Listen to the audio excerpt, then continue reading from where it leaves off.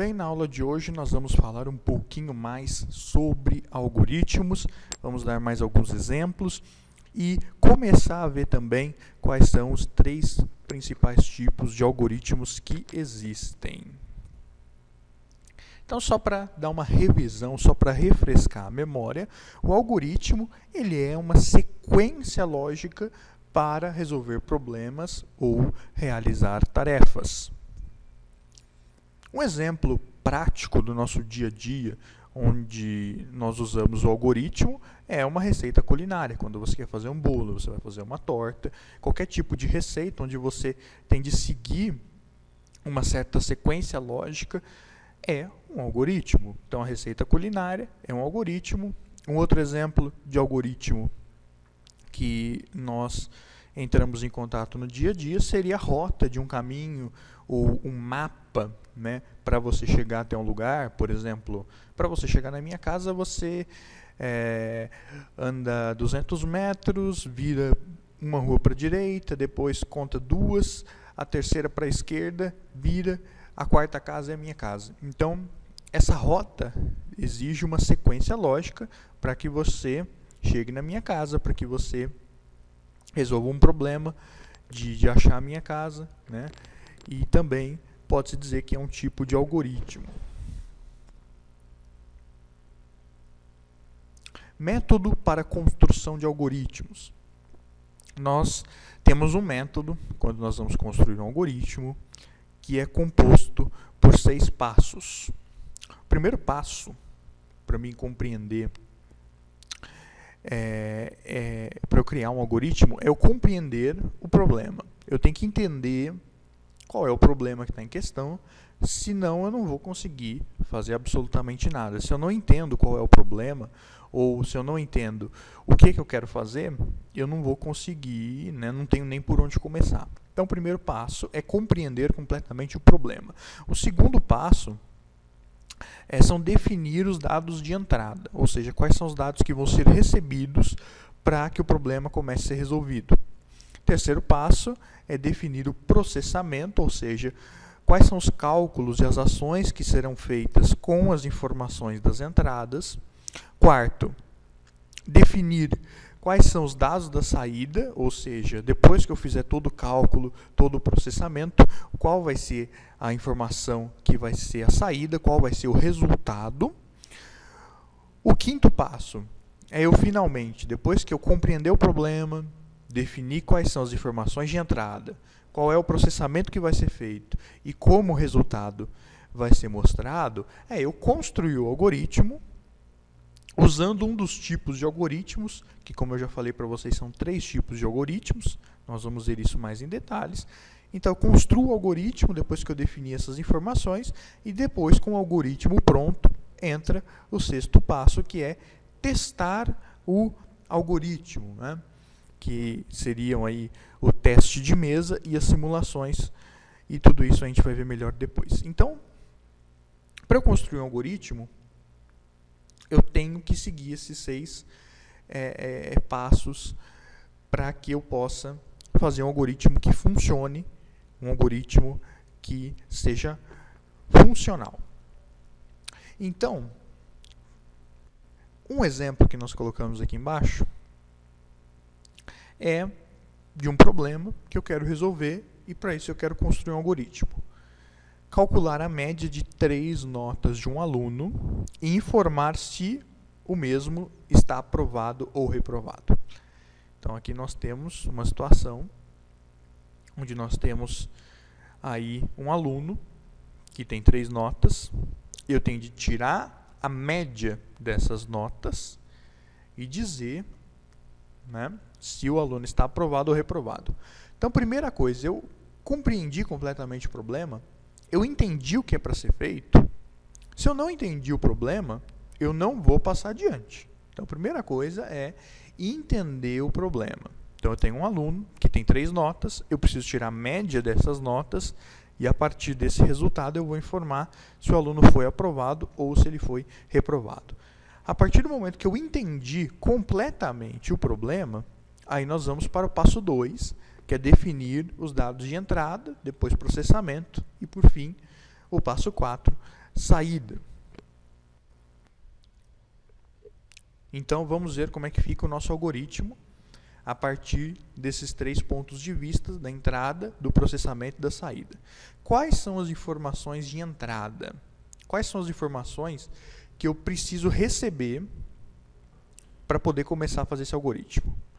Muito simples, eu preciso receber a primeira nota, preciso receber a segunda nota e preciso receber a terceira nota. Ou seja, eu preciso receber as 3 notas, qual foi a nota que o aluno tirou nessas 3 ocasiões, para que eu consiga começar a resolver o problema. A partir do momento que eu tenho a primeira nota, que eu tenho a segunda nota e que eu tenho a terceira nota, eu já tenho tudo o que eu preciso, todas as informações que eu preciso para fazer o processamento. Como é que vai ser feito o processamento agora? Agora a gente vai se preocupar com o processamento. O que é que eu vou fazer com essas 3 notas? Então, nosso processamento vai ter de ser somar as 3 notas e dividir o resultado por 3. Isto é tirar a média, né? Somar e dividir. Depois, um outro processamento é avaliar se a nota é maior ou menor que 7. No caso aqui, eu especifiquei que a nota que vai definir se o aluno está aprovado ou não é 7. Então, nosso processamento é tirar a média. E o que é tirar a média? É somar as 3 notas, pegar o resultado e dividir por 3. E aí avaliar se essa nota, se esse resultado é maior ou menor que 7. Feito o processamento, feito tudo isso, quais são as informações que eu vou ter na saída? O que vai ser exibido, o que vai ser mostrado, qual vai ser o resultado desse processamento na saída? Vamos ver? O resultado vai ser aprovado se a nota for maior que 7, se não, reprovado. Então, aí nós temos o algoritmo, onde nós temos bem distintos, bem separados, quais são as informações de entrada, quais são as ações que vão ser feitas no processamento, né, e o que é que vai ser exibido na saída. Então, aqui nós montamos o nosso algoritmo para resolver o problema das notas dos alunos, da nota do aluno, de pegar as 3 notas, tirar a média e dizer se o aluno está aprovado ou não.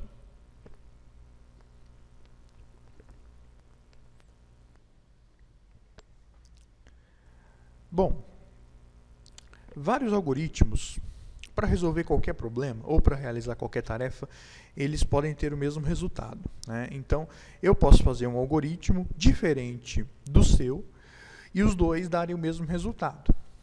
Isso significa que não existe uma só forma de resolver um problema. Podem existir várias formas de resolver o mesmo problema e essas várias formas podem todas funcionar. Às vezes alguma apresenta mais vantagens do que outras, mas isso não é o caso agora. O caso aqui é que pode acontecer, né, de eu ter vários algoritmos que podem resolver o mesmo problema e que de fato consigam resolver esse problema. Não existe um só jeito, um só método, né, um só caminho para eu resolver um problema. Tá? Podem haver vários. Eu posso encontrar várias maneiras para fazer um algoritmo e todas elas serem válidas da mesma forma. Em programação, um algoritmo ele não é a solução final, mas sim o plano para se chegar até lá. O algoritmo ele é o planejamento para que eu chegue na solução do problema. Então, quando a gente fala de programação mesmo, um programa de computador de verdade, o algoritmo ele é apenas um planejamento, ele é apenas um projeto que eu vou seguir para chegar no programa final, para chegar na solução do meu problema. O algoritmo ele é só um guia, ele é só um manual, ele é um passo a passo, ele é um projeto dos caminhos que eu vou fazer para chegar na solução desse problema. Um programa de computador ele é sempre escrito em uma linguagem de programação e não em um algoritmo, o que é até óbvio, né?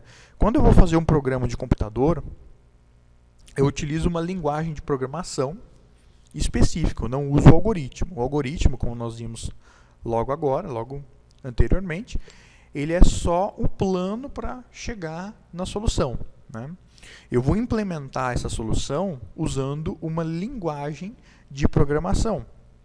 Então, assim como nós seres humanos, alguns falam português, outros falam espanhol, né? Outros falam inglês, outros falam chinês, outros falam persa, árabe. Enfim, existem várias línguas de comunicação que o ser humano usa. Também, para fazer um programa de computador, existem várias linguagens, algumas mais parecidas que outras, outras mais diferentes, né? Mas existem várias linguagens que eu posso fazer um programa de computador. Dentre elas, aí eu poderia citar o C, o Java, o Visual Basic, Delphi, C Sharp, C++ e uma série aí indefinida de outras linguagens. Então, um programa de computador de verdade, ele não é escrito em algoritmo. Ele é escrito em uma linguagem de programação.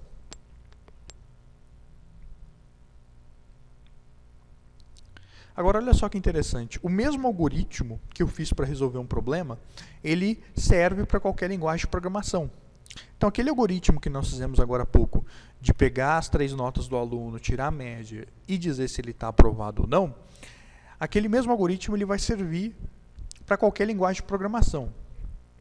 Claro que eu vou ter que traduzir aquele algoritmo para a linguagem de programação que eu quero. Se é o C, eu vou traduzir de um jeito. Se é o Java, eu vou traduzir do outro. E assim por diante.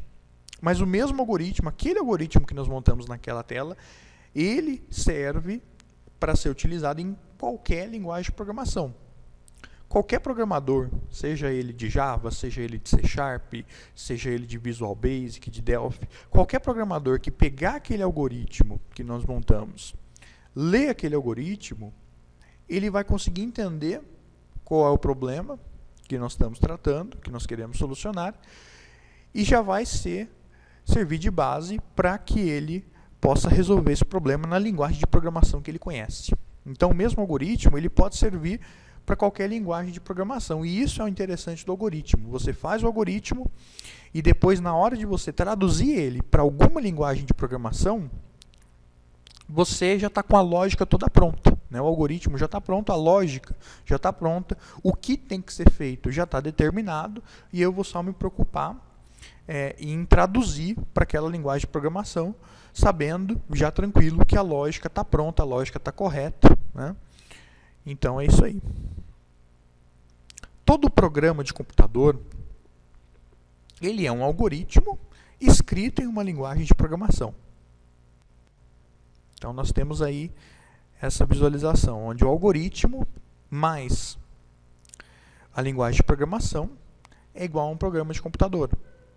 Então aquele programinha, aquele algoritmo que nós montamos da nota dos 3 alunos, ele é só o algoritmo. Se eu pegar ele e escrever ele em uma das linguagens de programação, eu tenho um programa de computador.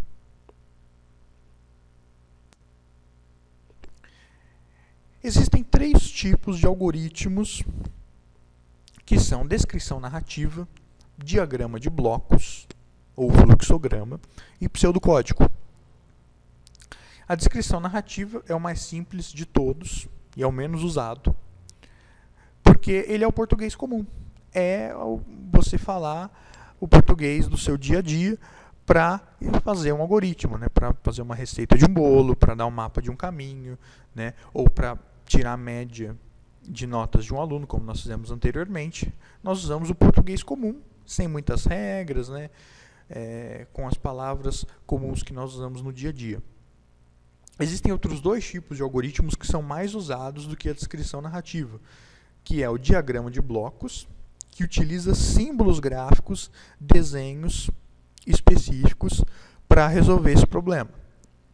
Já o pseudocódigo, ele é um português, só que mais estruturado, com mais regras do que o português comum, um português do dia a dia. O pseudocódigo ele já é um português todo certinho, cheio de regras, cheio de termos específicos para resolver um algoritmo, né?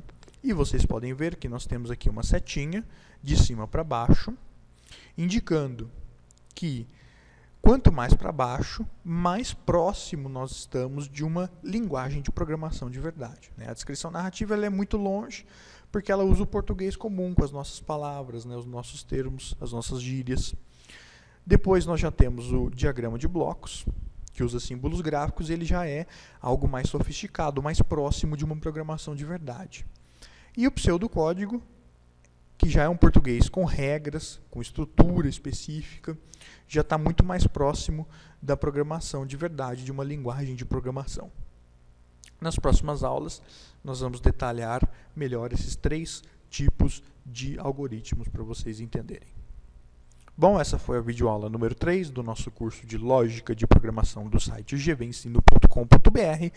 Muito obrigado a todos e até a próxima. Tchau!